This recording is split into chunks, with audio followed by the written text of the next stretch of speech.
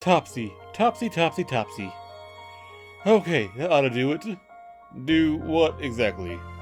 Hmm? Oh, my apologies, I didn't mean to interrupt. Human names all sound so strange to me. Yeah, that one probably does, yes. If I don't repeat them out loud, they're too difficult to remember. Oh, I see. Anyways, Mirari. Yes, Topsy? I think it's ready now. Huh? I glanced at our food.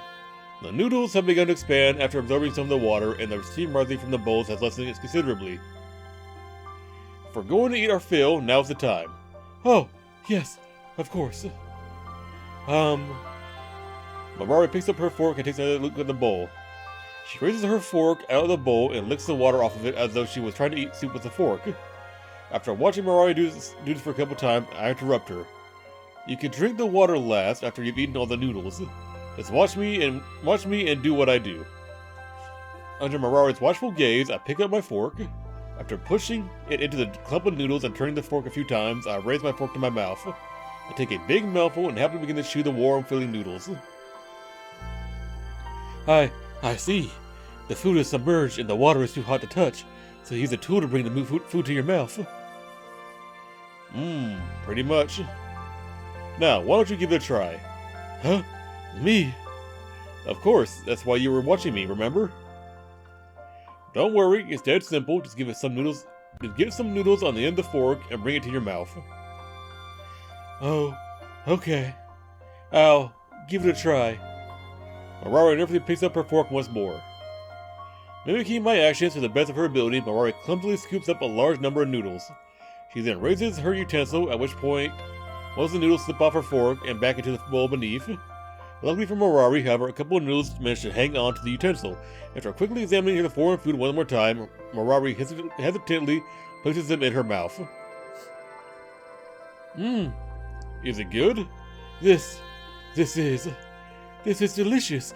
It's absolutely amazing. How can something this tasty be cooked in such a short period of time? You're just hungry. You're exaggerating.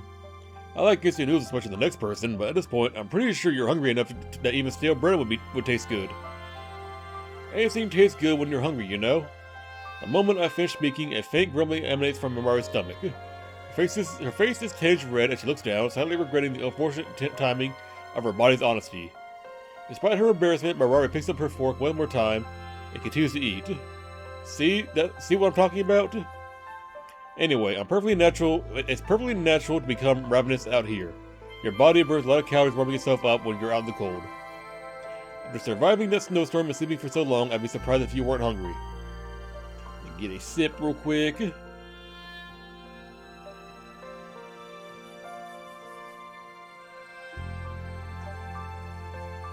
Just as Mirari is about to bring her fork to her mouth once more, she suddenly stops.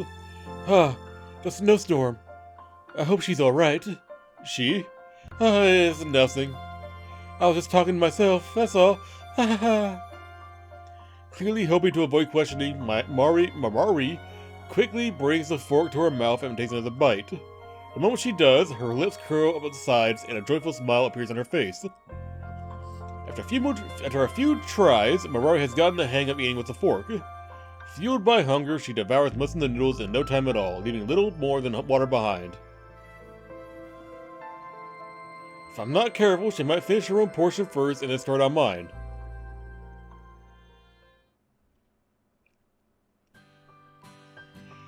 Once the two of us have finished eating, I grab our bowls and take them to the kitchen. Are you going to wash those?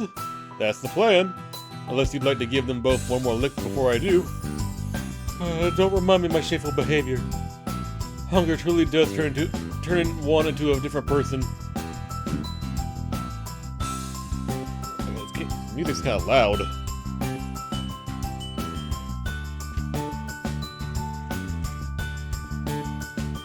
It's fine. I'm not exactly the type of guy you'd expect to find dining at a 5-star restaurant myself, you know.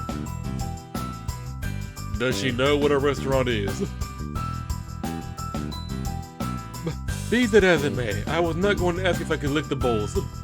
Rather than that, I was just thinking that maybe, if you'd like, I could clean them for you. You want to clean the dishes? Mirari nods vigorously. It's the least I could do after you treated me to such a sumptuous meal. Okay then. Look, I'm not going to turn down an offer for help, but do you even know how to clean dishes? Of course I do. Why wouldn't I know something that simple? Harari tilts her head and gazes at me with an expression of apparent confusion on her face. So, forks are new to you, but you know how to wash dishes? Fine, if you say so. If you think you can do it, be my guest. Yes, I will. Thank you, Topsy. What, filled? You used 2 dishes and a tea kettle. Harari happily takes my place in front of the sink, which is currently filled with dishes. Displaying unexpected knowledge of human appliances, she carefully turns the handle next to the tap, causing water to flood the sink. She then twists it back the other way in order to stop the flow of water, and finally takes one of the bowls in hand. Huh, that's rather surprising. For someone who seems so skittish from the moment she woke up, Harari seems to be unexpectedly familiar with human inventions. Maybe half-wolves are more civilized than I thought. I'd always pictured them as wild beasts who ran around naked and hunted with their claws and teeth. Well, she's wearing clothes.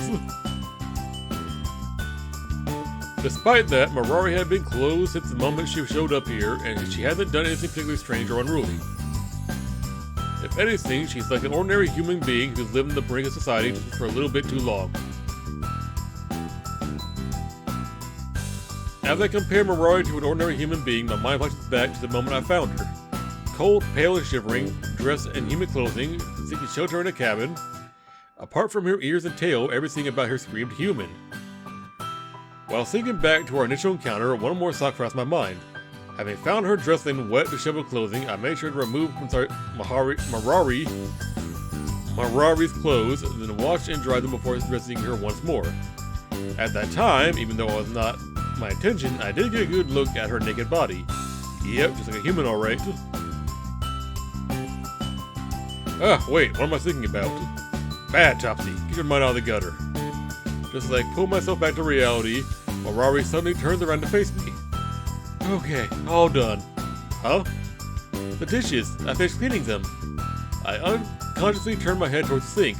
To my surprise, the sink, which was filled with plates and utensils I've been meaning to be cleaned for days now, was empty. All the items which needed to be washed had been cleaned and placed in the rack to dry.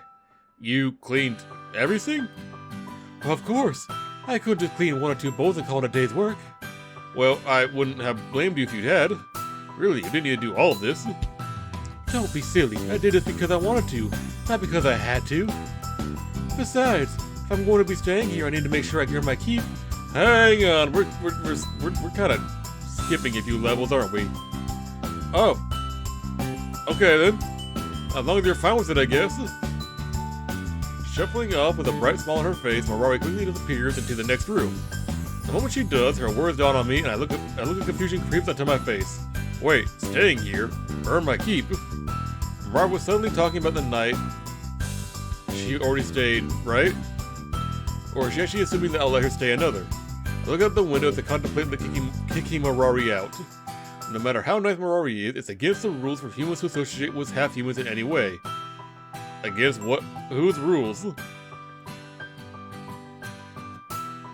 Even though the snowstorm has died down, it may not be over yet. And even if it is over, the snow underfoot is likely to have been dislodged and moved around by the storm, making it dangerous to walk on. If one adds to that the blistering cold, not to mention Harari's near-death experience, it's clear that sending her out would not be a good idea. I can't kick her out, not yet at least. No matter how much I prefer to be alone, I'd be eaten away by guilt if I sent that nice young girl to her death. Besides, it's not like I can't accommodate one more person for a night or two, and I am curious about how half-humans like Harari live. For now, let's just call this a sleepover, and then in a couple of days, when Harari is feeling better, we'll go our separate ways. Okay, I finished dusting and tidying up the storeroom and washing your clothes. Fuck. Please tell me what you like. Please tell me what you'd like me to do next. I stare at Harari in blank amazement as she announces her productivity with vigor. A short while ago, when Harari asked if there was anything else she could do to help out, I half-heartedly listed several chores which I had been putting off doing myself. To my surprise, Maroi seemed to have completed all the tasks which I offered her far more quickly than I would have. You're done already? Yep, I even managed to get the bloodstains out of your yellow shirt. That was gonna require context. Seriously? I've been trying to get those out for months. How are you so good at this, Marori? I don't think I've ever known a human being half as prompt or hardworking as you are. You've praising me too much. I'm really not anything special. Don't sell yourself short, Marori. Not many people could walk straight into the home of another embrace and outdo them like this. Well, that's only because I'm used to this kind of work. It's really nothing new to me. I raised an eyebrow at Marori's odd response. You've done this stuff before. I guess cleaning clothes is a given since you've been wearing them from the moment I found you, but just how similar is half-wolf culture to that of humans? Are your homes just like ours? Do you do the same chores that we do? That's a bit. I mean, some of us live in houses, though most of us don't. Oh, so you're one of those few who do? That's lucky. Yes, well, that's because I... Who is it? Fool you. I'm going to assume this is the other girl. Let me give her a princess. Marori freezes as she hears someone shout, seeming frightened by the voice of the one calling out. Rather than pay her reaction any mind, however, I turn towards the door in irritation. Oh, come on. I chose this place because it's supposed to be away from civilization. How have I gotten 2 visitors in as many days? When I get my hands on the agent who sold me this place, I'll... Oh my god, you're nipping pretty hard. Princess! Ugh! The moment I open the door, my body's thrown to the floor. I'm barreled over in a heartbeat before I can even lay eyes on that interloper. Oh shit, what's the big deal, you little wolf girl? My eyes widen in amazement as I spot yet another girl with furry ears and a tail. I slowly raise to my feet, taking my eyes off of her only for a second as I close and lock the door once more. Marori, is this girl a friend of yours? Princess! Eep. Marori cowers behind the couch as the new girl shouts at her. Maybe they aren't friends after all. Wait a minute, princess? Curious about the girl's relationship, I decided to butt out for a moment and allow them to converse. Why did you follow me here? I should have made my intentions perfectly clear.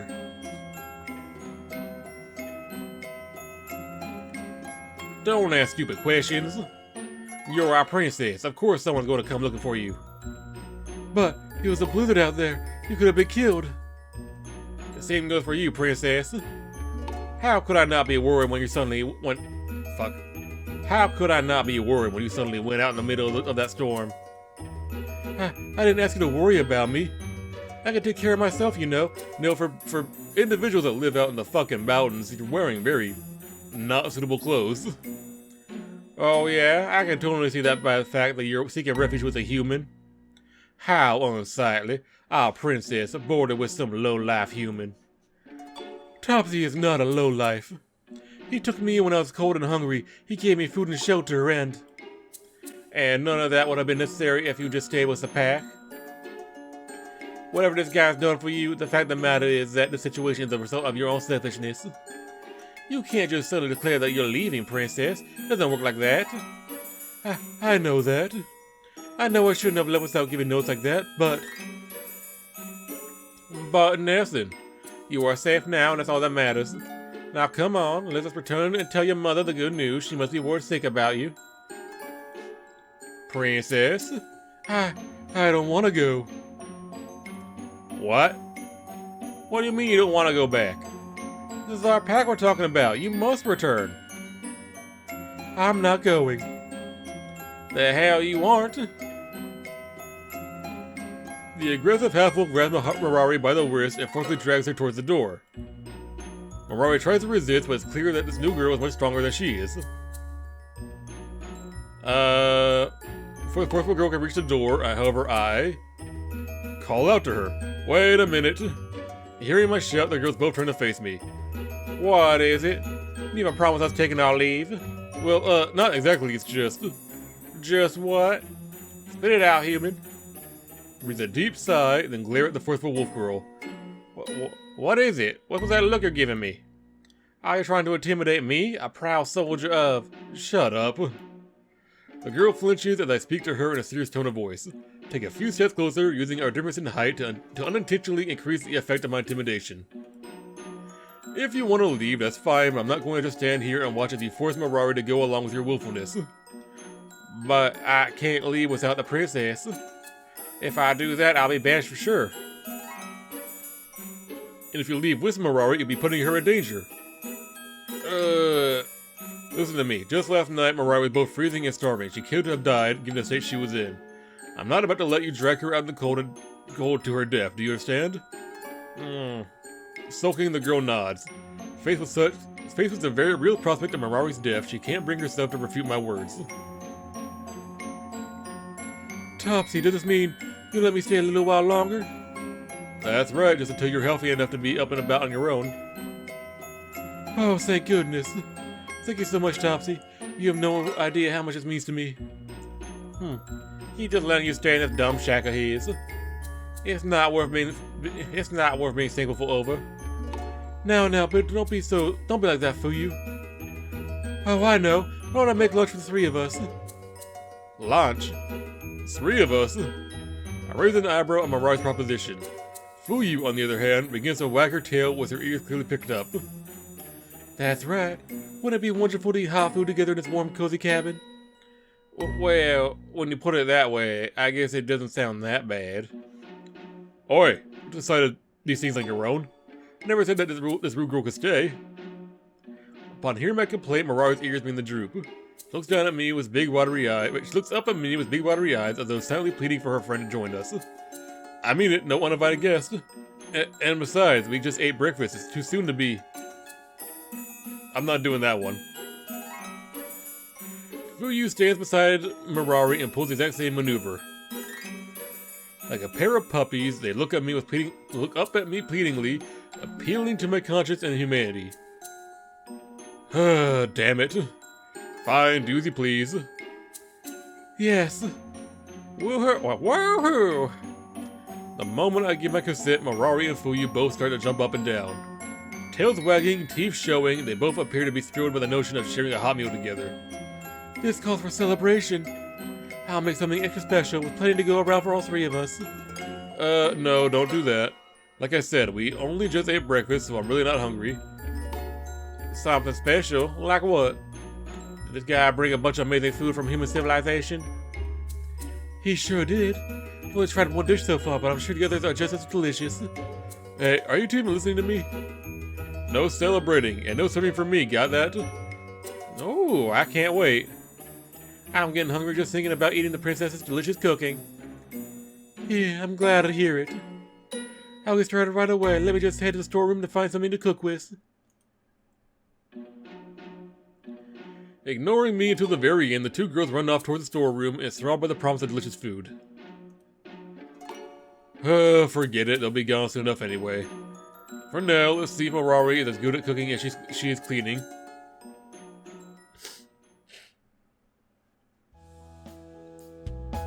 Munch, munch, munch.